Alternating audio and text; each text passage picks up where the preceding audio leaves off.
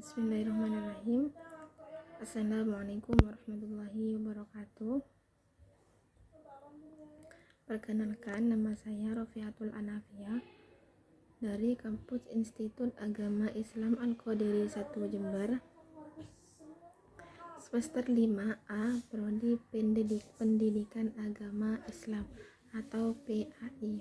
Baik, di sini saya akan mempresentasikan sedikit mengenai perencanaan administrasi pendidikan. Perencanaan berasal dari kata dasar rencana. Perencanaan memiliki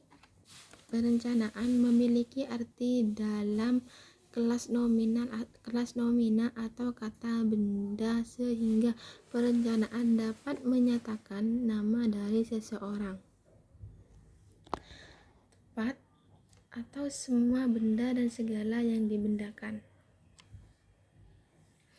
Pengertian perencanaan secara umum dapat dikatakan perencanaan adalah suatu kegiatan yang dilaksanakan sebelum melakukan tindakan penyelenggaraan yang meliputi serangkaian keputusan, termasuk penentuan tujuan, kebijaksanaan, membuat program, menentukan metode, prosedur, serta menetapkan jadwal waktu pelaksanaan.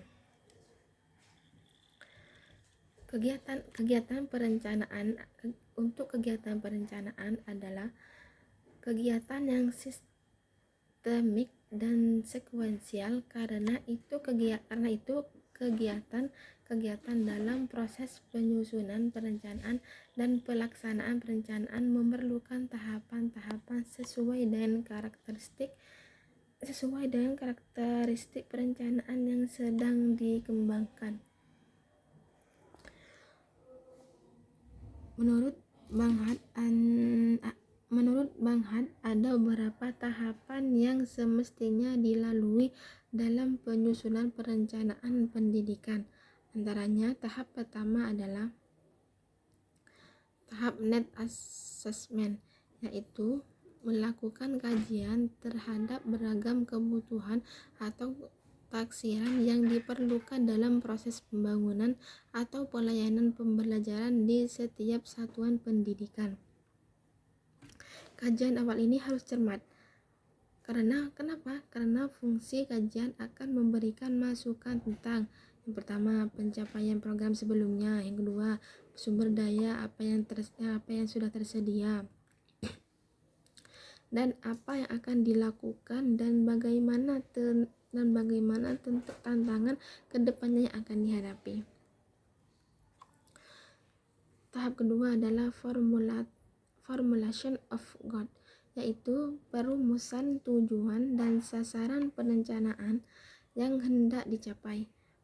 Perumusan ini bertujuan untuk perencanaan pendidikan harus berdasarkan pada visi misi sekolah dan pada hasil kajian awal tentang beragam kebutuhan atau taksiran atau layanan pendidikan yang diperlukan. Tahap ketiga yaitu merancang tentang rumusan prioritas kebijakan apa yang akan dilaksanakan dalam layanan pendidikan. Rumusan prioritas ini, kebijakan ini harus dijabarkan ke dalam strategi dasar layanan pendidikan yang jelas agar memudahkan dalam pencapaian tujuan.